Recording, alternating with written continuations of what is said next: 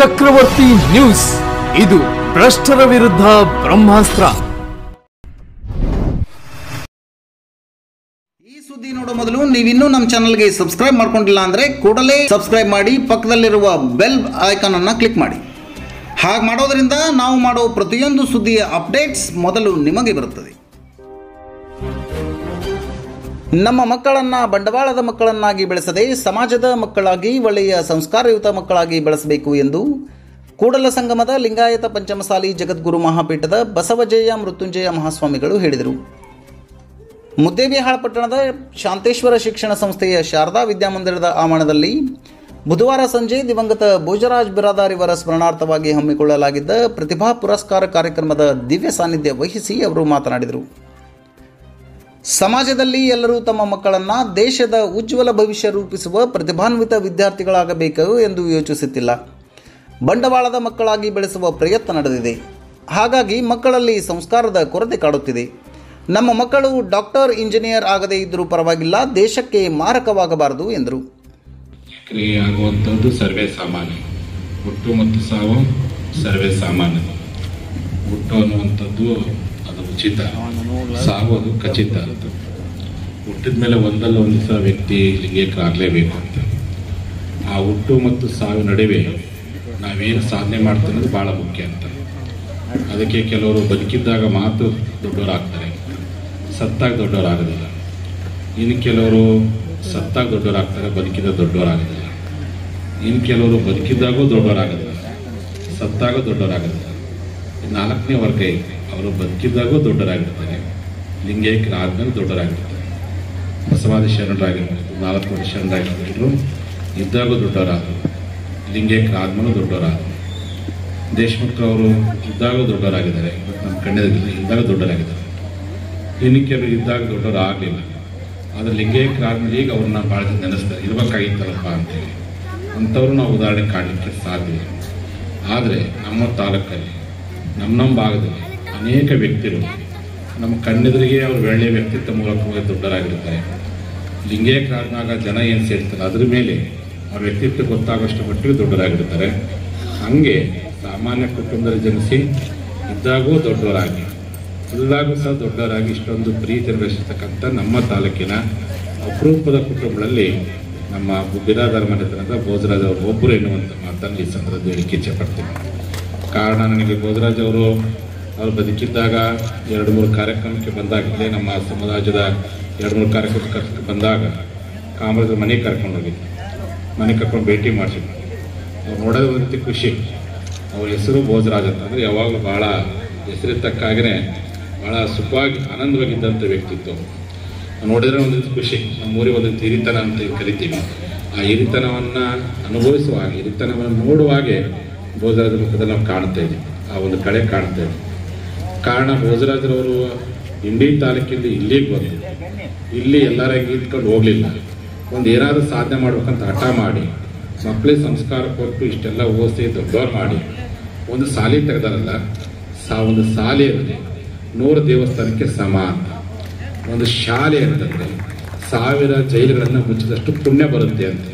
ಅದಕ್ಕೆ ಅಂಬೇಡ್ಕರ್ ಹೇಳ್ತಾರೆ, ನನಗೆ ದೇವಸ್ಥಾನದ ಗಂಟೆಗಳ ಶಬ್ದಗಳಿಂದ ಭಾರತ ಉದ್ಧಾರ ಅದು ಬಹಳ ಕಷ್ಟ, ಶಾಲೆ ಗಂಟೆಗಳ ಬಾರಿಸಿದ್ರೆ ಮಾತ್ರ ಭಾರತ ಉದ್ಧಾರವಿತ್ತು ಅನ್ನೋ ಮಾತನ್ನು ಬಾಬಾ ಸಾಹೇಬ್ ಹೇಳ್ತಾರೆ. ಅದೇ ಥರನಾಗಿ ಶಿಕ್ಷಣ ತಜ್ಞರಾಗಿರ್ತಕ್ಕಂಥ ರಾಧಾಕೃಷ್ಣ ಅವರು ಅದೇ ಮಾತನಾಡ್ತಾರೆ, ಒಂದು ಶಾಲೆ ತೆರೆದ್ರೆ 100 ಜೈಲು ಮುಚ್ಚಾಗ್ತದೆ.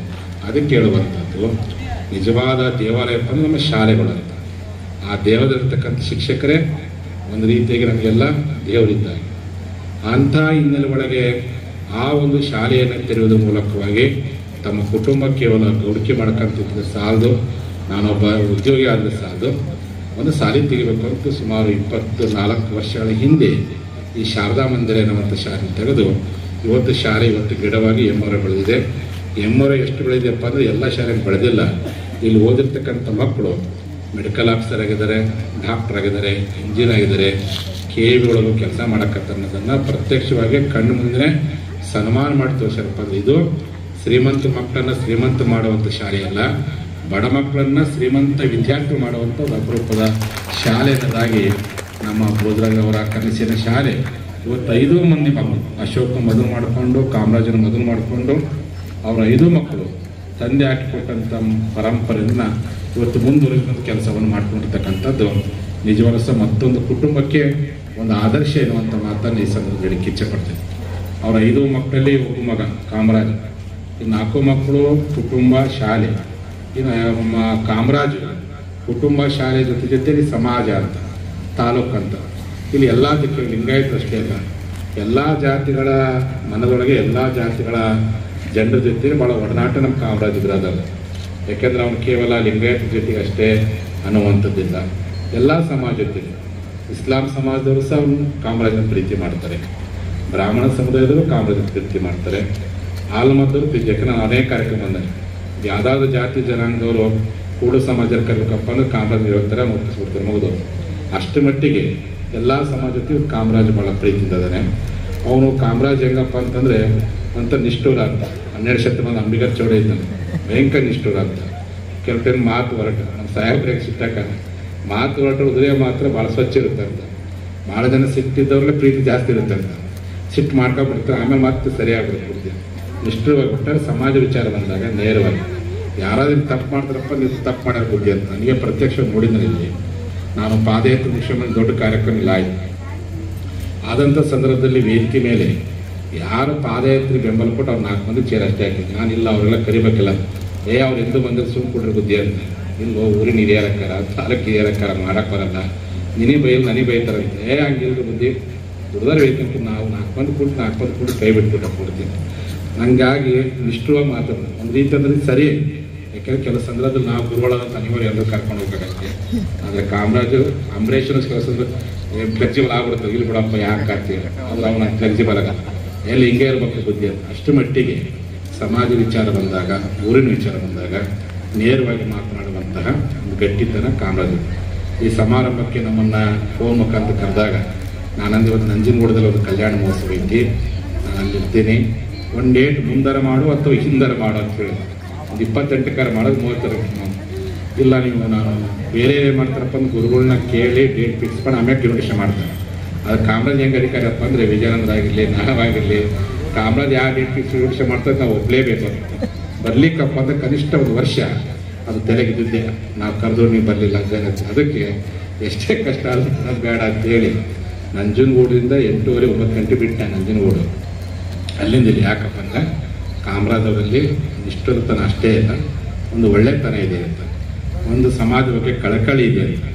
ಅದು ಎಲ್ಲಿಂದ ಬಂದು ಯಾರಿಂದ ಬರ್ತಪ್ಪ ಅದು ಅವ್ರ ತಂದೆ ಕೊಟ್ಟಂಥ ಒಂದು ಸಂಸ್ಕಾರ, ಅವ್ರ ತಂದೆ ಕೊಟ್ಟಂಥ ಒಂದು ವಿಶಾಲವಾಗಿರ್ತಕ್ಕಂಥ ಸ್ವಾತಂತ್ರ್ಯದಿಂದಾಗಿ ಇವತ್ತು ಕಾಮರಾಜ್ ಅವರು ಸಹ ಅವ್ರ ತಂದೆಯ ಹೆಸರನ್ನು ಉಳಿಸುವಷ್ಟು ಮಟ್ಟಿಗೆ ಇವತ್ತು ಮುಂದುವರ್ಕೊಂಡು ಹೋಗ್ತಿದ್ದಾರೆ ಅನ್ನುವಂಥ ಮಾತನ್ನು ಭಾಳ ಹೆಮ್ಮೆಯಿಂದ ಹೇಳಕ್ಕೆ ಇಚ್ಛೆ ಪಡ್ತೀನಿ. ಕಾರಣ ಈಗ ನಮ್ಮ ಶಾಸಕರು ಭಾಳ ಒಳ್ಳೆಯ ಮಾತುಗಳು, ಮಕ್ಕಳಿಗೆ ಸಂಸ್ಕಾರ ಅಂತ.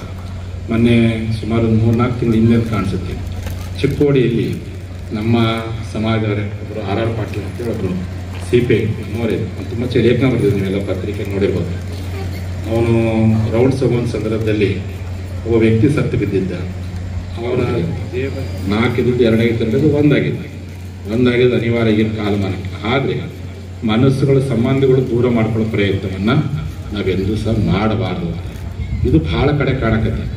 ಎಷ್ಟು ಕಾಣಕತ್ತಪ್ಪ ಅಂದರೆ ಅದರಲ್ಲಿ ನಮ್ಮ ಉತ್ತರ ಕರ್ನಾಟಕದಲ್ಲಿ ಇತ್ತೀಚಿನ ಕೆಲವೊಂದು ಘಟನೆ ನೋಡಿದಾಗ ಈಗ ತನಕ ಕುಂಟೇಶ ಸ್ವಾಮಿ ಹೇಳ್ತೇವೆ ಎಷ್ಟು ಮಟ್ಟಿಗೆ ದ್ವೇಷಗಳು ಬೆಳೀತಪ್ಪ. ಒಂದು ಕಾಲ ಇತ್ತು, ಏನೋ ಕುಟುಂಬಗಳಲ್ಲಿ ಭಿನ್ನಾಪ ಬಂದಾಗ 4 ಮಂದಿ ಇದೇ ಕುಟುಂಬ ಬಗೆಹರಿಸಿ. ಇತ್ತೀಚೆಗೆ ಏನಾಗಿದೆಪ್ಪ ಅಂದರೆ ಭಿನ್ನಾಪ ಬಂದ್ರಪ್ಪ ಅದನ್ನು ದ್ವೇಷದ ಮೂಲಕವಾಗಿ, ಅದನ್ನು ಹತ್ಯೆಯ ಮೂಲಕವಾಗಿ, ಅದನ್ನು ಸುಡುವುದರ ಮೂಲಕವಾಗಿ ತೋರಿಸುವಂಥ ಘಟನೆ ಅದು ಎಂದೂ ಸಹ ಆಗಬಾರದು.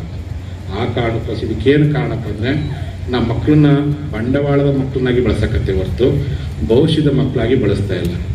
ಮಕ್ಕಳನ್ನ ನಡೆದೇವಪ್ಪ ಅಂತಂದರೆ ಅವನು ತುಂಬ ಚೆನ್ನಾಗಿ ಓದಬೇಕು, ಅವನು ದುಡಿಮೆ ಮಾಡಬೇಕು, ಕೈ ತುಂಬ ಸಂಬಳ ತೆಗೆದಬೇಕು, ಮನೆ ಮೇಲೆ ಮನೆ ಕಟ್ಟಬೇಕು ಅಂತ ಇಷ್ಟನ್ನೇ ಗಮನಿಸ್ಕೊಳ್ತೀವಿ. ನನ್ನ ಮಗ ಸಮಾಜಕ್ಕೆ ಪ್ರತಿಭಾನ್ವಿತ ವಿದ್ಯಾರ್ಥಿ ಆಗಬೇಕು, ದೇಶಕ್ಕೆ ಉತ್ತಮ ಪರಿಚಯ ಆಗಬೇಕು ಅಂತ ಯಾರು ಬಯಸ್ತಾರೆ.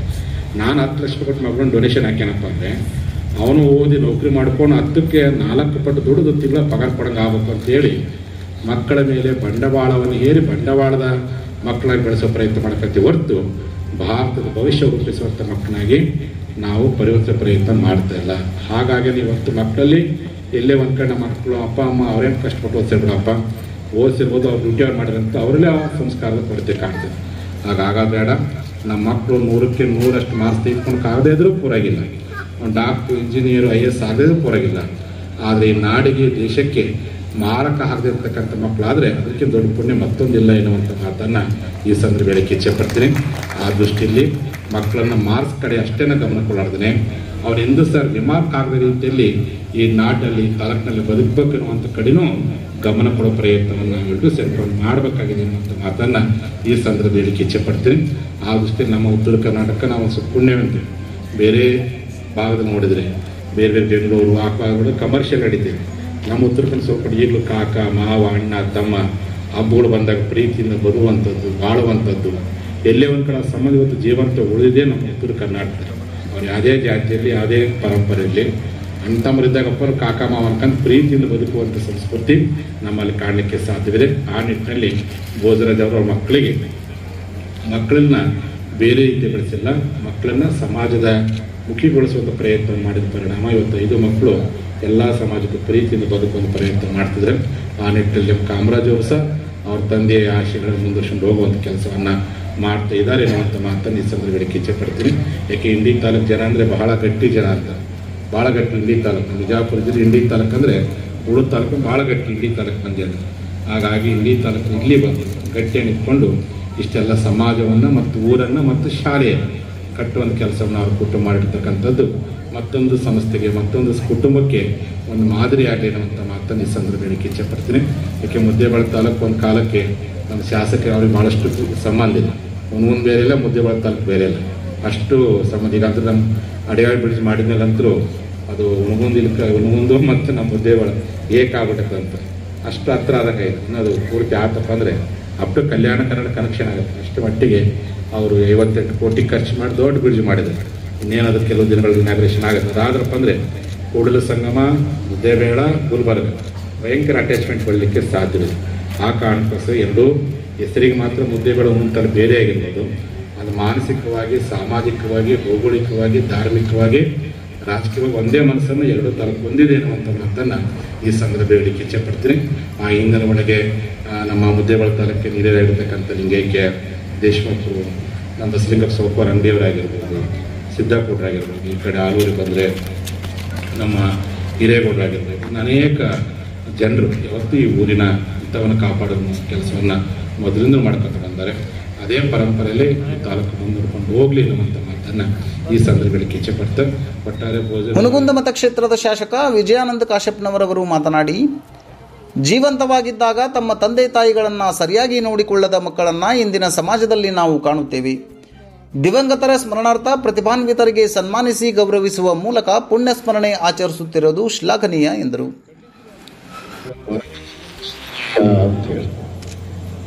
ಅಂದ್ರೆ ಯಾರು ಶರಣ ತತ್ವವನ್ನು ಒಪ್ಪಿಕೊಂಡು ಸಂಸ್ಕಾರವನ್ನು ಇಟ್ಕೊಂಡು ಸಮಾಜದಲ್ಲಿ ಸೇವೆಯನ್ನು ಸಲ್ಲಿಸಿ ನಿಸ್ವಾರ್ಥಿಯಾಗಿ ಎಲ್ಲರಿಗೂ ಕೂಡ ಒಳ್ಳೆಯದನ್ನ ಲೇಸನ್ನೇ ಬಯಸಿ ಸಕಲ ಜೀವಾತ್ಮಗಳಿಗೆ ಲೇಸನ್ನೇ ಬಯಸಿದಂತ ಆ ಶರಣರನ್ನ ನಾವು ಅವರ ಮಹಿಮೆಯನ್ನ ಅವರ ಮರಣದಲ್ಲಿ ನಾವು ಕಾಣುವಂತ ನಿಟ್ಟಿನಲ್ಲಿ ಇವತ್ತು ದಿವಂಗತ ಭೋಜರಾಜ್ ಬಿರಾದ್ ಅವರನ್ನ ನಾವು ಕಾಣುವಂತ ಇವತ್ತು ದಿನ ನಮಗಾಗಿದೆ. ಯಾಕಂದ್ರೆ ಪ್ರತಿ ವರ್ಷದ ಈ ಒಂದು ಪುಣ್ಯಸ್ಮರಣೆ ಕಾರ್ಯಕ್ರಮವನ್ನ ವಿಶೇಷವಾಗಿ ನಮ್ಮ ಅನೇಕ ಜನ ಹಿರಿಯರು ಪ್ರಾಸ್ತಾವಿಕವಾಗಿ ಮಾತನಾಡಿದಂಥ ಪಾಟೀಲ್ ಅವರು, ನಮ್ಮ ಇನ್ನ ಉಳಿದಂತ ಎಲ್ಲ ನಮ್ಮ ವಿಜಯಕರ್ ಅವರು ಹಿರಿಯರು ಬಹಳಷ್ಟು ಅನುಭವದ ನುಡಿಗಳನ್ನು ಹೇಳಿದರು. ಅವರ ಒಡನಾಟ, ಅವರ ಜೀವನ ಹೇಗಿತ್ತು ಅನ್ನೋದ್ರ ಬಗ್ಗೆ, ಅದರಲ್ಲಿ ಅವರ ಕುಟುಂಬದ ಸದಸ್ಯರ ಬಗ್ಗೆ ನಮ್ಮ ಕಾಮರಾಜ್ ಬಿರಾದರ್ ಅವರು ಇರ್ಬೋದು, ಅವರ ಗೆಳೆಯರಾದಂಥ ನಮ್ಮ ಅಂಬರೀಷ್ ಗೂಳಿಯವರು, ಅನೇಕ ಜನ ಯಾವತ್ತೂ ಅವರ ತಂದೆಯವರ ಹಾದಿಯಲ್ಲಿ ನಡೆದು ಅವರ ಅವರಿಗೆ ಗೌರವ ಕೊಡೋದ್ರ ಜೊತೆಗೆ ಇವತ್ತು ಅವರ ಶ್ರದ್ಧಾಂಜಲಿಯನ್ನ, ಈ ಒಂದು ಶ್ರದ್ಧಾಂಜಲಿ ಸಭೆಯನ್ನ ಸಾರ್ವಜನಿಕರಾಗಿ ಅವರ ಒಡನಾಡಿಗಳ ಜೊತೆಗೆ ಹಂಚಿಕೊಳ್ಳುವಂಥದ್ದು ಇದೆಯಲ್ಲ, ಇವತ್ತು ಆ ಮಕ್ಕಳು, ಅವರು ಪಡೆದಂತ ಅವರ ಕುಟುಂಬ, ಇವತ್ತು ಅವರು ಬಹಳ ಪುಣ್ಯವಂತರು, ಭಾಗ್ಯವಂತರು ಅನ್ನೋದನ್ನು ಕೂಡ ನಾವು ಇವತ್ತು ಅರ್ಥ ಮಾಡಿಕೊಳ್ಳಬೇಕಾಗುತ್ತೆ. ಯಾಕಂದ್ರೆ ಬಹಳಷ್ಟು ಇವತ್ತು ನಮ್ಮ ದೇಶದಲ್ಲಿ ನೋಡ್ತೀವಿ ನಾವು ಜೀವಂತ ಇದ್ದಂತ ತಂದೆ ತಾಯಿಯನ್ನೇ ಸರಿಯಾಗಿ ನೋಡ್ಕೊಳ್ಳಾರ್ದಂತ ಮಕ್ಕಳನ್ನ ನಾವು ಕಾಣ್ತೀವಿ. ಅನೇಕ ಜನರನ್ನ ರುದ್ರಾಶ್ರಮ ಆಶ್ರಮಕ್ಕೆ ಹೋಗಿ ಬಿಟ್ಟು ಬರುವಂತ ಮಕ್ಕಳು ಕೂಡ ಇವತ್ತು ನಮ್ಮ ದೇಶದಲ್ಲಿದ್ದಾರೆ. ಅಂತ ಪರಿಸ್ಥಿತಿಯಲ್ಲಿ ಅವರ ಲಿಂಗಾಯಿಕ ಆದರೂ ಕೂಡ ಇವತ್ತು ಅವರ ಸ್ಮರಣೆ ಮಾಡುವಂಥದ್ದು ಏನಿದೆ, ಅವರು ನಿಜವಾಗಲೂ ಅವರು ಭಾಗ್ಯವಂತರು, ಪುಣ್ಯವಂತರು ಅನ್ನೋದನ್ನ ನಾವು ಎಲ್ಲರೂ ಅರ್ಥ ಮಾಡ್ಕೋಬೇಕು. ಆ ನಿಟ್ಟಿನಲ್ಲಿ ನಮ್ಮ ಸಂಸ್ಕಾರವೇ ಇದೆ, ನಮ್ಮ ಭಾರತ ದೇಶದ ಸಂಸ್ಕಾರ ಇದೆ. ವಿಶೇಷವಾಗಿ ನಾವು ಕರ್ನಾಟಕಕ್ಕೆ ಬಂದ್ರೆ ನಾವು ಒಂದು ಕಡೆ ಅನ್ನಬಸವಣ್ಣನವರನ್ನ ನಾವು ಒಪ್ಕೊಳ್ತೀವಿ, ಇನ್ನೊಂದು ಕಡೆ ಹಲವಾರು ವಿವಿಧತೆಯಲ್ಲಿ ಕೂಡ ನಾವು ಏಕತೆಯನ್ನ ಕಂಡುಕೊಂಡು, ಯಾಕಂದ್ರೆ ಈ ಸಂಸ್ಥೆಯನ್ನ ಶಾರದಾ ದೇವಿಯ ಒಂದು ಹೆಸರಿನಲ್ಲಿ ಸಂಸ್ಥೆ ಅದು. ನಮ್ಮ ಗುರುಗಳು ಇದರಲ್ಲಿ ಹೇಳ್ತಾರೆ, ಯಾವುದೇ ಮಗುಗೆ ಶಾಲೆಗೆ ಸೇರಿಸುವ ಪೂರ್ವದಲ್ಲಿ ಪ್ರಥಮವಾಗಿ ಆ ಮಗುಗೆ ಬರೆಸುವಂತದ್ದು ಏನು ಅಂದ್ರೆ ಶಾರದಾ ದೇವಿ ಅಂತ ಹೇಳಿ ನಾವೆಲ್ಲರೂ ಅವರನ್ನ ಪ್ರಾರಂಭಕ್ಕೆ ನಾವು ಮಕ್ಕಳ ಕೈಯಲ್ಲಿ ಬರೆಸುವಂತ ಕೆಲಸ ಮಾಡ್ತೀವಿ. ಅಂದ್ರೆ ಶಾರದಾ ಅಂದ್ರೆ ಆ ಶ್ರದ್ಧೆ, ಆ ದೇವಿಯ ಆರಾಧನೆಯನ್ನು ಮಾಡಿಕೊಂಡು ನಾವು ಇವತ್ತೇನು ಆ ಸಂಸ್ಥೆ ವಿದ್ಯಾಸಂಸ್ಥೆಯನ್ನ ಇವತ್ತು ತಾವು ಕಟ್ಟಿದಿರಿ. ಅದು ನಮ್ಮ ಭೋಜರಾಜ್ ಅವರು ಈ ಒಂದು ಸಂಸ್ಥೆಯನ್ನು ಕಟ್ಟಿ ಅನೇಕ ಮಕ್ಕಳು ನೋಡಿದೀವಿ, MBBS ಇಂಜಿನಿಯರಿಂಗ್ ಇವತ್ತು ವಿದ್ಯಾ ಪಡೆದು ಇವತ್ತು ನಮ್ಮ ತಾಲೂಕಿಗೆ, ಅದು ವಿಶೇಷವಾಗಿ ನಮ್ಮ ಮುದ್ದೇಬಿಹಾಳ ತಾಲೂಕು ವಿಜಯಪುರ ಜಿಲ್ಲೆ ಅಂದ್ರೆ ನಾನು ಕೂಡ ವಿಜಯಪುರ ಜಿಲ್ಲೆದವನೇ, ಅಖಂಡ ಜಿಲ್ಲೆದವನೇ ಆದ ಕಾರಣ ನಮ್ಮ ಜಿಲ್ಲೆಗೆ ಇವತ್ತು ಹೆಸರು ತರುವಂತಹ ವಿದ್ಯಾರ್ಥಿಗಳು, ಈ ಸಂಸ್ಥೆಗೆ ಘನತೆ ಗೌರವ ಹೆಚ್ಚುವಂತಹ ವಿದ್ಯಾರ್ಥಿಗಳು ಇವತ್ತು ಇಲ್ಲಿ ಹೊರಹೊಮ್ಮುತ್ತಾ ಇದ್ದಾರೆ ಅಂದ್ರೆ ಅದು ನಿಜವಾಗಲೂ ದ್ವಿತೀಯ ವರ್ಷ ಆದ್ರೂ ಕೂಡ ಭೋಜರಾಜ್ ಅವರ ಆತ್ಮಕ್ಕೆ ಇವತ್ತು ನಿಜವಾಗಲೂ ಶಾಂತಿಯನ್ನು ದೊರಕುವಂತ ಕೆಲಸ ಅವರ ಕುಟುಂಬದ ಸದಸ್ಯರು ಮಾಡಿದ್ದಾರೆ ಅನ್ನೋದನ್ನ ನಾವು ಇವತ್ತು ಬಹಳ ಸ್ಪಷ್ಟವಾಗಿ ಒಪ್ಪಿಕೊಳ್ಬೇಕು. ಆ ನಿಟ್ಟಿನಲ್ಲಿ ಅಂತ ಮಕ್ಕಳನ್ನ ಪಡೆಯುವಂಥದ್ದು ಕೂಡ ನಾವೆಲ್ಲರೂ ಪುಣ್ಯ ಮಾಡಿರ್ಬೇಕು. ಯಾಕಂದ್ರೆ ಬಹಳಷ್ಟು ಜನ ತಂದೆ ತಾಯಿದ್ರು ನಾವು ನೋಡ್ತಾ ಇದ್ದೀವಿ ಇವತ್ತು ಪ್ರಸ್ತುತ ಕಾಲದಲ್ಲಿ. ಆ ನಿಟ್ಟಿನಲ್ಲಿ ಇವತ್ತು ಈ ಒಂದು ವಿದ್ಯಾಸಂಸ್ಥೆ ಬಹುತೇಕ ಇಲ್ಲಿ ಅನೇಕ ಅನುಭವಿ ಜೀವಿಗಳಲ್ಲಿ ಕೂತಿದ್ದೇವೆ, ವೇದಿಕೆ ಮೇಲೆ ಇರ್ಬೋದು, ಮುಂಭಾಗದಲ್ಲಿ ಇರ್ಬೋದು. ಯಾಕಂದ್ರೆ ನಾವು ನಮ್ಮ ಸಂಸ್ಕಾರವನ್ನ, ಸಂಸ್ಕೃತಿಯನ್ನ ಉಳಿಸಿ ಬೆಳೆಸುವಂತ ನಿಟ್ಟಿನಲ್ಲಿ ನಮ್ಮೆಲ್ಲರ ಪಾತ್ರ ಬಹಳಷ್ಟು ಅವಶ್ಯಕತೆ ಇದೆ. ಯಾಕಂದ್ರೆ ಇತ್ತೀಚೆಗೆ ಏನ್ ನೋಡ್ತಾ ಇದೀವಿ ಅಂದ್ರೆ ಸಮಾಜದಲ್ಲಿ ಬದಲಾವಣೆಗಳು, ಈ ಧರ್ಮ, ಜಾತಿ, ವಿವಿಧತೆ ಅನ್ನೋದನ್ನ.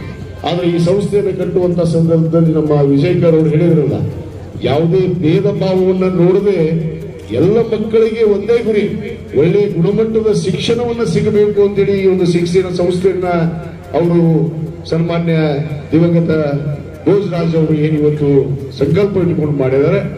ಆ ಒಂದು ನಿಟ್ಟಿನಲ್ಲಿ ಅವರ ಕುಟುಂಬ ಪರಿವಾರದವರು ಇರ್ಬೋದು, ಅವರ ಒಡನಾಡಿಗಳು ಆ ಒಂದು ತತ್ವ ಸಿದ್ಧಾಂತವನ್ನ ಉಳಿಸಿಕೊಂಡು ಬೆಳೆಸಿಕೊಂಡು ಹೋಗುವಂತ ನಿಟ್ಟಿನಲ್ಲಿ ತಾವೆಲ್ಲರೂ ಇವತ್ತು ಮಾಡಬೇಕು ಅನ್ನೋದನ್ನು ಕೂಡ ತಾವು ಮರಿಬಾರದು.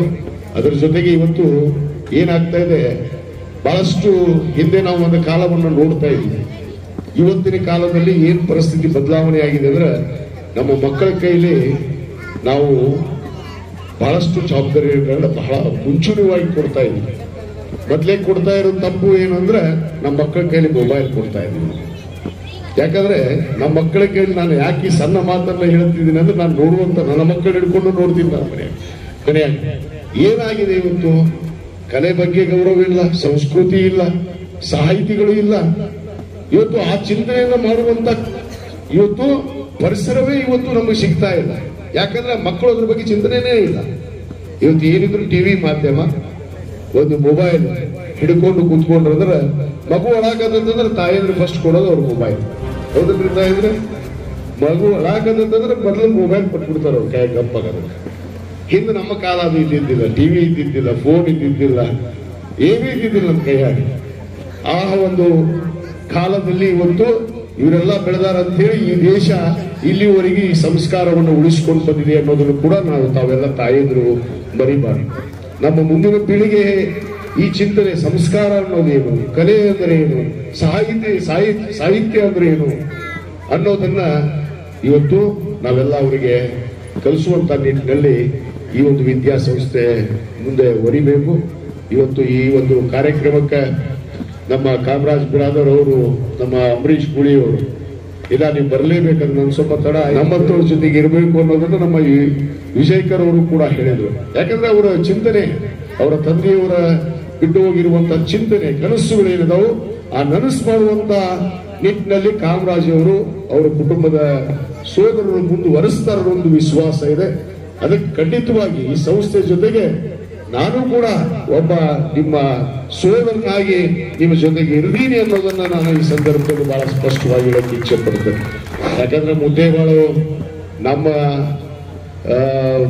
ಮತಕ್ಷೇತ್ರದ ಈ ಕಡೆ ಬಳಿದಂಡಿಗೆ ನನ್ನ ಊರು, ಆ ಕಡೆ ಈ ಕಡೆ ನಾನು ಕೂಡ ಒಬ್ಬ ರೈತನ ಮಗನೇ. ನಾನು ಅವ್ರಿಗೆ ಎಲ್ಲೇ ಜನಿಸಿದಂತವನು. ಯಾಕಂದ್ರೆ ಒಂದು ಕಾಲ ಇತ್ತು, ಬಹುತೇಕ ಅಖಂಡ ಜಿಲ್ಲೆ ಇದ್ದಾಗ ನಮ್ಮ ತಂದೆಯವರು ಇಲ್ಲಿ ಉಸ್ತುವಾರಿ ಸಚಿವರಾಗಿದ್ದರು. ಬಹುತೇಕ ತಮಗೆಲ್ಲ ಗೊತ್ತಿರುವಂತ ವಿಷಯ. ಯಾಕಂದ್ರೆ ಈ ಒಡನಾಟ ಮುದ್ದೇಬಾಳ ಜೊತೆಗೆ ಅಂದ್ರೆ ನಾವು ಬೀಗ್ರ ಅಂತೀವಿ, ನಾವು ಮುದ್ದೇಬಾಳದವರಿಗೆ. ಯಾಕಂದ್ರೆ ನಾವು ತಾಡೋದವ್ರು ನಮ್ಗೆಲ್ಲರೂ ಬೀಗ್ರ, ಅದಕ್ಕೆ ನಾವು ಅವ್ರಿಗೆ ಬೀಗ್ರ ಅಂತ ಹೇಳ್ತೀವಿ. ಆ ಒಂದು ಪ್ರೀತಿ, ವಿಶ್ವಾಸ, ಬಾಂಧವ್ಯ ಯಾವತ್ತೂ ಕೂಡ ನಮ್ಮ ಮುದ್ದೇಬಾಳ ಮತಕ್ಷೇತ್ರದ ಮೇಲೆ ಮತ್ತು ಇಲ್ಲಿರುವಂತಹ ನಮ್ಮ ಎಲ್ಲ ಇವತ್ತು ಜನಾಂಗದ ಮೇಲೆ ಪ್ರೀತಿ ವಿಶ್ವಾಸ ಇದೆ. ಆ ಪ್ರೀತಿ ವಿಶ್ವಾಸವನ್ನ ಸದಾಕಾಲ ಉಳಿಸಿಕೊಂಡು ಹೋಗುವಂತ ನಿಟ್ಟಿನಲ್ಲಿ ನಾನು ಕೂಡ ಪ್ರಯತ್ನವನ್ನ ಖಂಡಿತವಾಗಿ ಯಾವ ರೀತಿ ನಮ್ಮ ತಂದೆಯವರು ಒಂದು ಪರಂಪರೆಯನ್ನ ಹಾಕಿಕೊಟ್ಟಿದ್ದಾರೆ ಅದರಲ್ಲಿ ಖಂಡಿತವಾಗಿ ನಾನು ನಡೆದು ತೋರಿಸ್ತೇನೆ.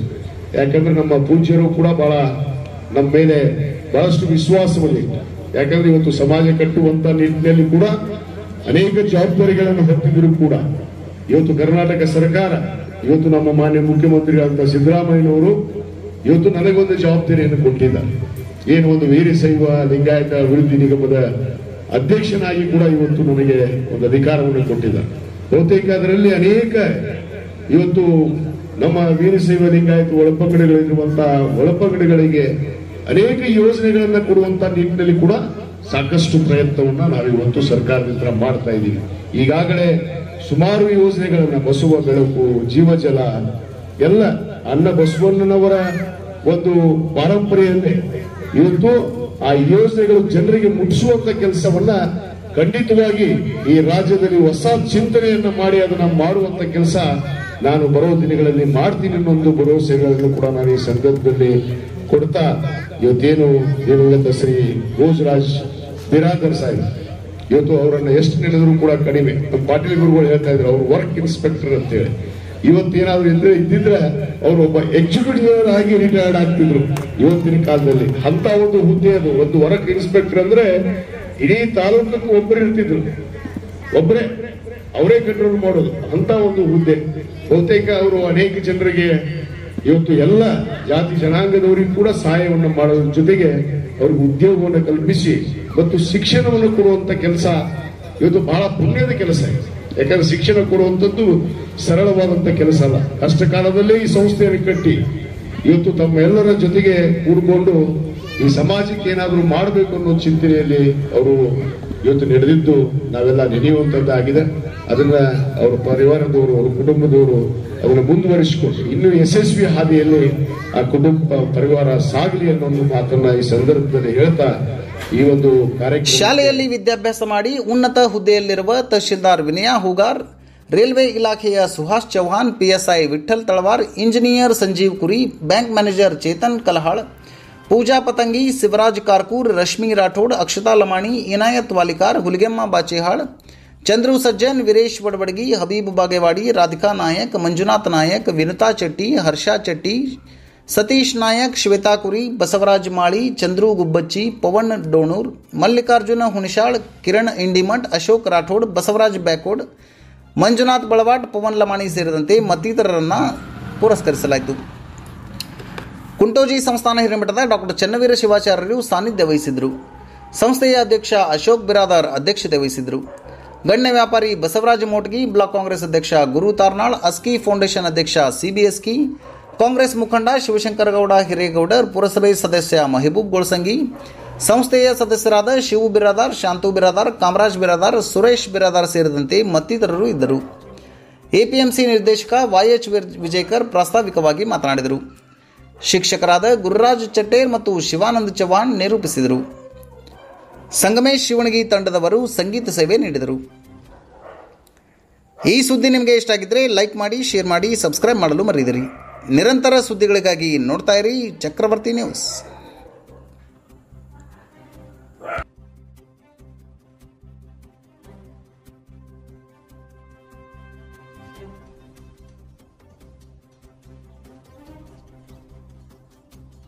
ಇಲ್ಲೇ ಬಂದ ನನಗೆ ಅಂಜಿಕೆ ಅದ ಇಂಡಿ ತಾಲೂಕಿನವ್ರ ಬಗ್ಗೆ ಮಾತಾಡ್ಬೇಕಾದ್ರೆ, ಯಾಕಂದ್ರೆ ಅವ್ರು ತಪ್ಪು ತಿಳ್ಕೋಬಾರ್ದು.